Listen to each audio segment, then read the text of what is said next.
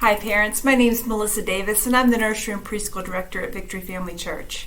Now my husband Ben and I have two children who are 12 and 15, and I can honestly tell you that the time really does go fast. I know some of the seasons of parenting can feel like they will never end, but as I watch my daughter, who now is old enough to have friends who can drive, jump into a car with the girls from her volleyball team or stay after school to go to a coffee shop with her friends, I realize just how fast and fleeting the time really is. Today, my word of encouragement and advice for you as a Christian parent is this. Let your kids see you worship. Let them see you read your Bible and let them hear you pray. Not just at dinner time or bedtime, let them hear you really cry out to God. Modeling these behaviors will make a lifelong difference.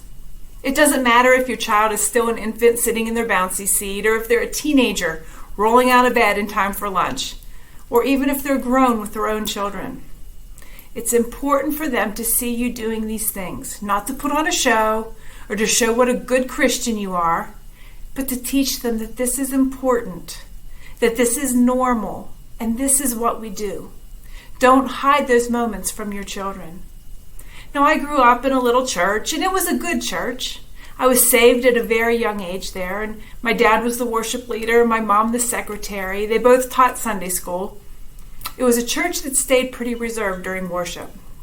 There was no hand raising, no shouting out to God, no out loud agreeing in prayer.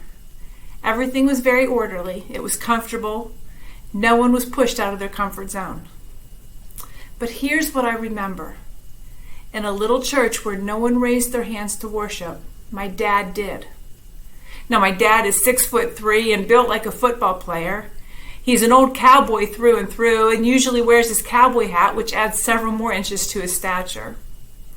Needless to say, he stands out when he raises his hands in worship in a church of non-hand raisers. But that's the thing. I remember him not being ashamed to raise his hands to worship. It didn't matter what anyone else did. He was worshiping God. Now, after a while, there were a few more brave souls that joined the hand raiser club, but he wasn't doing it to get others to do it. He was doing it to worship God. Now, I remember asking him one day why he raised his hands to worship when no one else did. And he said it like this: "What do you do in school when you know the answer?" I answered him, "You raise your hand." And he said to me, "Well, I know the answer to any question and any problem. And it's Jesus. So when I raise my hands, I'm telling God, thank you for giving me the answer to every problem I'll ever face."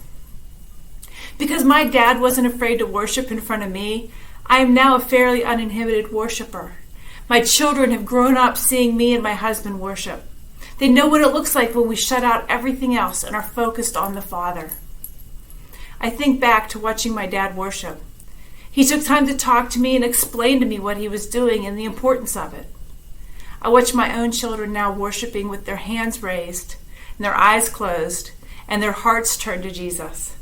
And I can see that legacy is being passed on. Don't be embarrassed or timid when you worship. Share those moments with your children and teach them about true worship. They are never too young to start worshiping from their heart. And I can tell you that there is nothing sweeter that you will ever witness than a child worshiping with their whole heart.